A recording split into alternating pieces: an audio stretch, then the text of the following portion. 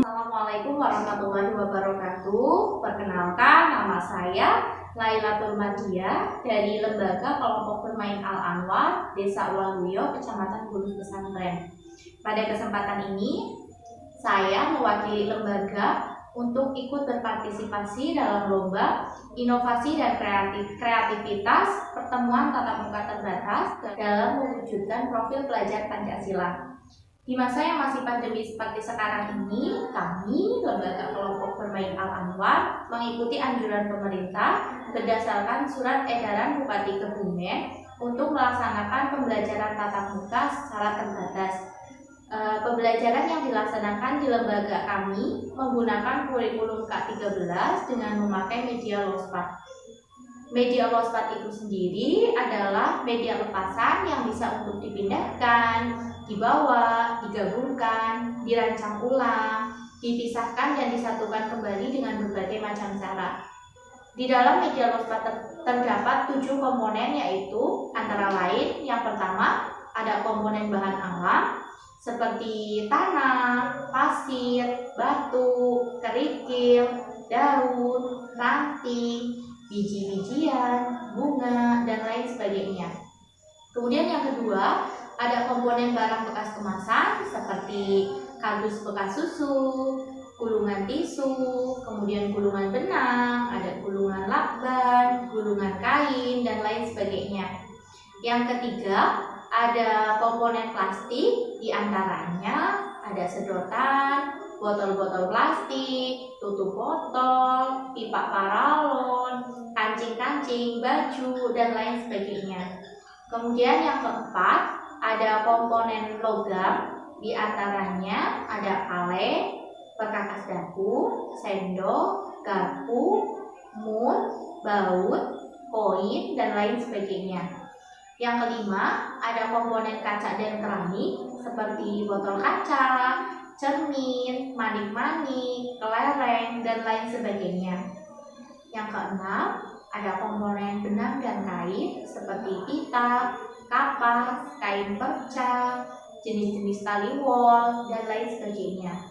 Yang terakhir, yang ketujuh, ada komponen kayu dan bambu seperti bilah bambu, potongan bambu, kepingan puzzle, balok, papan triplek, dan lain sebagainya. Karena dengan menggunakan media lospat, anak akan dilatih untuk menjadi perancang atau pencipta. Bermain dengan media lospat akan mengikuti prinsip terbuka, diantaranya tidak adanya peraturan yang mengikat, tidak ada target, dan tidak ada patokan benar atau salah. Selain itu, anak juga akan bebas bermain sesuai dengan ide yang dimiliki, lebih kreatif, imajinatif, dan tidak tergantung pada arahan guru. Dari prinsip lospat tersebut tercermin nilai Pancasila pada sila keempat, bahwa lospat memberikan kesempatan pada anak untuk mengeksplor imajinasi sesuai dengan keinginannya. Bermain dengan media lospat juga akan dapat mengembangkan 6 aspek perkembangan.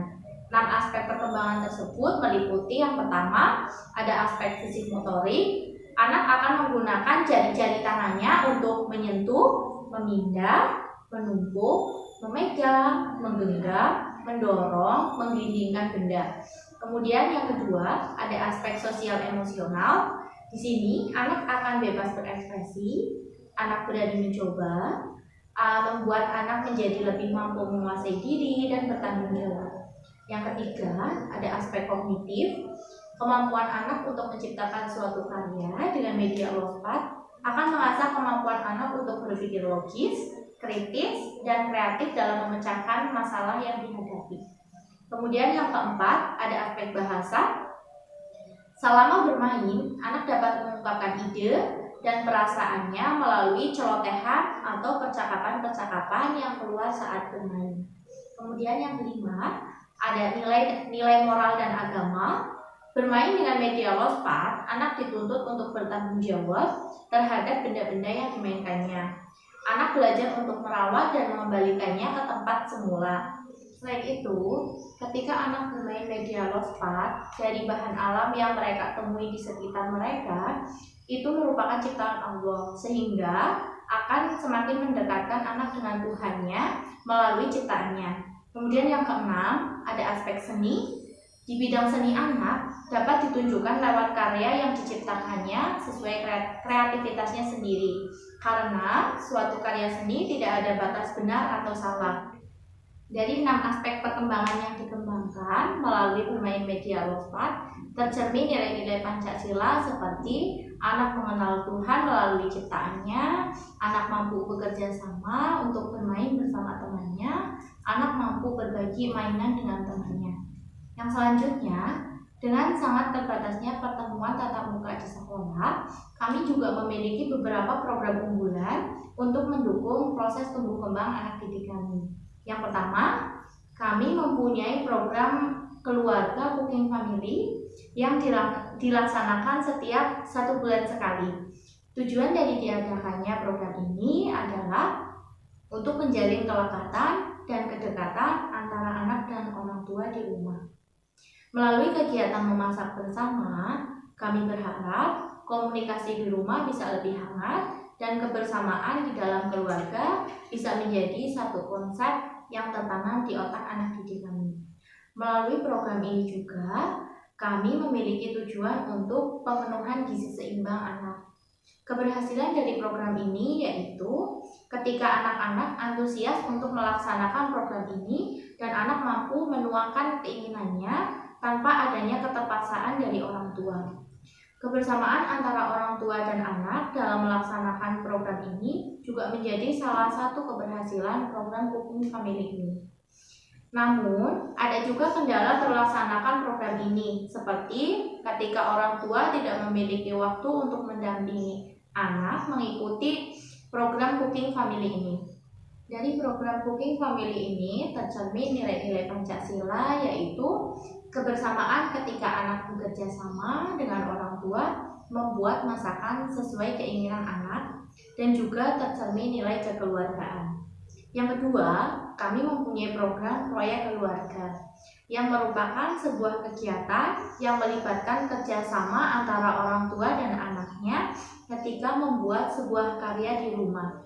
Proyek ini dilaksanakan setiap 1 bulan sekali.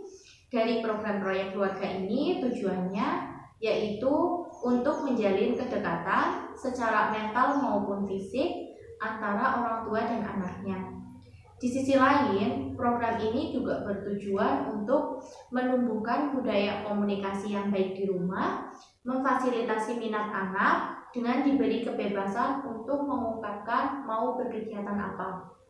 Keberhasilan dari program ini ketika anak mampu menuangkan ide-ide kreatifnya dalam menciptakan sebuah karya dengan difasilitasi dan distimulasi oleh orang tua.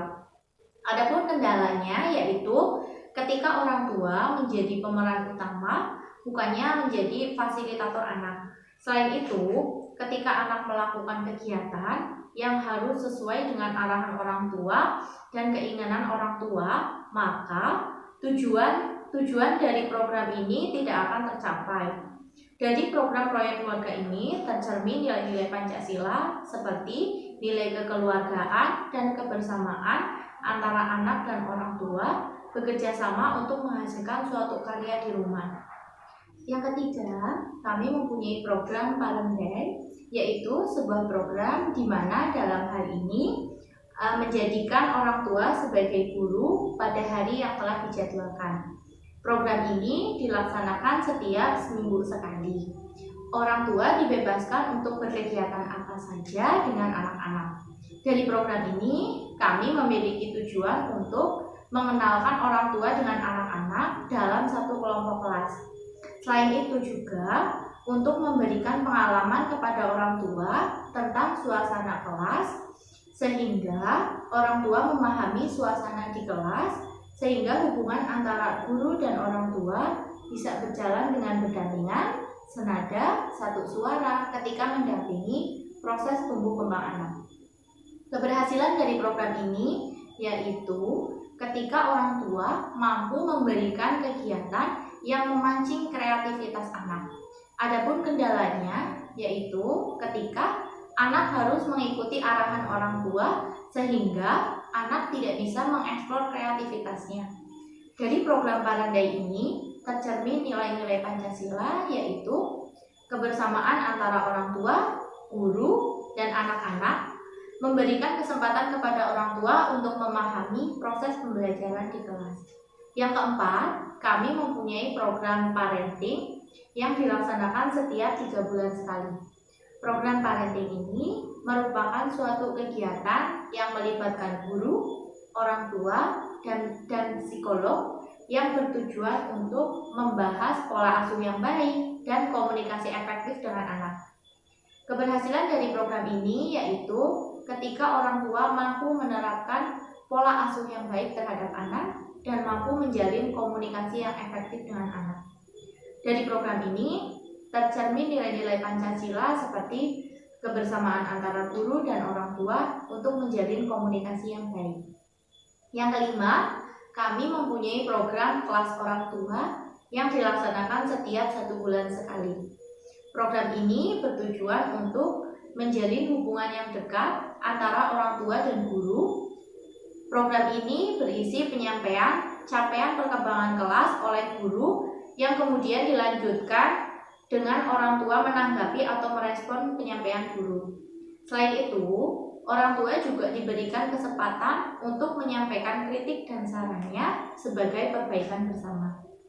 Di program ini juga memberikan ruang kepada orang tua untuk berdiskusi tentang permasalahan yang sedang dihadapi ketika membersamai proses tumbuh kembang anak. Apabila guru belum bisa menemukan jawaban yang tepat, maka hasil diskusi dari kelas orang tua ini akan disampaikan ke ahli yang berkaitan. Dalam hal ini, kami bekerja sama dengan psikolog. Keberhasilan dari program ini yaitu ketika orang tua aktif dalam menanggapi penyampaian-penyampaian dari guru. Adapun kendalanya yaitu ketika orang tua pasif dalam pelaksanaan program ini. Dari program ini tercermin nilai-nilai Pancasila yaitu memberikan kesempatan kepada orang tua untuk memberikan kritik dan sarannya untuk membaca, dan guru menerima kritik dan saran tersebut sebagai perbaikan. Dari kendala-kendala yang kami temui di program-program tersebut, kami menemukan solusi yaitu dengan cara menjalin komunikasi yang baik secara langsung maupun secara melalui WA grup kelas maupun secara chat pribadi dengan wali demi terlaksananya program-program kami dengan lancar. Dari berbagai macam program yang kami laksanakan itu sangat membantu keberhasilan dalam pendidikan anak didik kami di masa pembelajaran tatap muka terbatas ini. Jadi, adanya pertemuan tatap muka terbatas ini tidak membatasi terlaksananya program-program yang mendukung proses tumbuh kembang anak dengan penuh nilai-nilai Pancasila. Demikian pemaparan dari saya, semoga bisa dipahami. Apabila banyak tutur kata yang kurang berkenan, saya mohon maaf. Wassalamualaikum warahmatullahi wabarakatuh.